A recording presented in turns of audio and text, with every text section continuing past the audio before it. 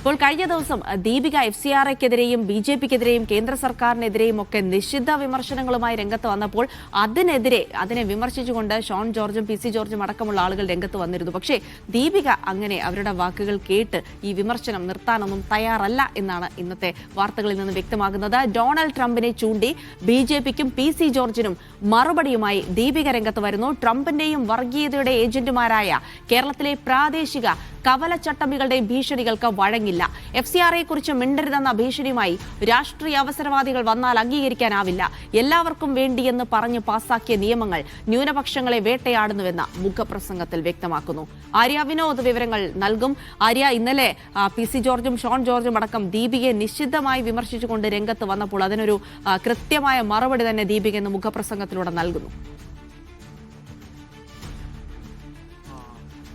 തീർച്ചയായിട്ടും ജിൽസി, കത്തോലിക്ക സഭയും ദീപിക പത്രവും BJPയെ കടന്നാക്രമിക്കുന്നു തുടങ്ങിയ വാക്കുകളായിരുന്നു PC ജോർജും ഷോൺ ജോർജും അടക്കമുള്ളവർ പറഞ്ഞത്. അപ്പൊ അതിനെതിരെ കനത്ത മറുപടിയുമായിട്ടാണ് ദീപികയുടെ മുഖപ്രസംഗം ഇന്ന് വന്നിരിക്കുന്നത്. യുദ്ധകാര്യങ്ങളിൽ കത്തോലിക്ക സഭ അമേരിക്കയുടെ പക്ഷത്ത് നിൽക്കണമെന്ന ട്രംപിന്റെ വാക്കുകൾ തള്ളിയ മാർപ്പാപ്പയുടെ വാക്കുകൾ പറഞ്ഞുകൊണ്ടായിരുന്നു ഇന്നത്തെ മുഖപ്രസംഗത്തിന്റെ ആരംഭം എന്നുള്ളത്. യുദ്ധത്തെ ന്യായീകരിക്കാൻ, മതത്തെ ഉപയോഗിച്ചുകൊണ്ട് ന്യായീകരിക്കാൻ വേണ്ടി ശ്രമിക്കരുത്.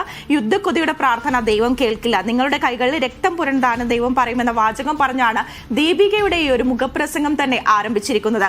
അങ്ങനെ ഈ ഒരു ട്രംപിന്റെ വർഗീയതയുടെ ഏജന്റുമാരായി കേരളത്തിലുള്ളവർ മാറിയിരിക്കുന്നുവെന്നും കേരളത്തിൽ ചിലർ പ്രവർത്തിക്കുമെന്നും പ്രാദേശിക കവലച്ചട്ടമ്പികളുടെ ഭീഷണികൾക്ക് ഈ കത്തോലിക്ക സഭയടക്കം വഴങ്ങില്ല എന്നുമുള്ള രീതിയിലാണ് ഇന്ന് ദീപികയുടെ മുഖപ്രസംഗം ആരംഭിച്ചിരിക്കുന്നത്.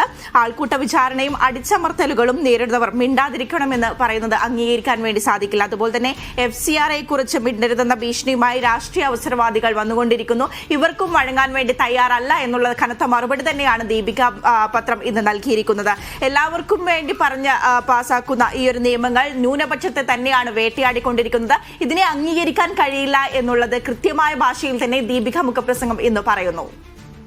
ആര്യ വിനോദാണ് വിവരങ്ങൾ നൽകിയത്. എന്തായാലും ദീപിക വിമർശനം നിർത്താൻ ഉദ്ദേശിക്കുന്നില്ല. അത് ആരുടെ വാക്കുകൾ കേട്ടിട്ടായാലും FCRAക്കെതിരെയുള്ള കേന്ദ്ര സർക്കാർ നീക്കങ്ങളെ എല്ലാവർക്കും വേണ്ടി എന്ന് പറഞ്ഞു കൊണ്ടുവരുമ്പോഴും അത് ന്യൂനപക്ഷങ്ങളെ ലക്ഷ്യമിട്ടാണ് എന്ന് കൃത്യമായി പറഞ്ഞുകൊണ്ട് തന്നെ ദീപിക ഇന്ന് വീണ്ടും മുഖപ്രസംഗം എഴുതിയിരിക്കുന്നു എന്നുള്ളതാണ്.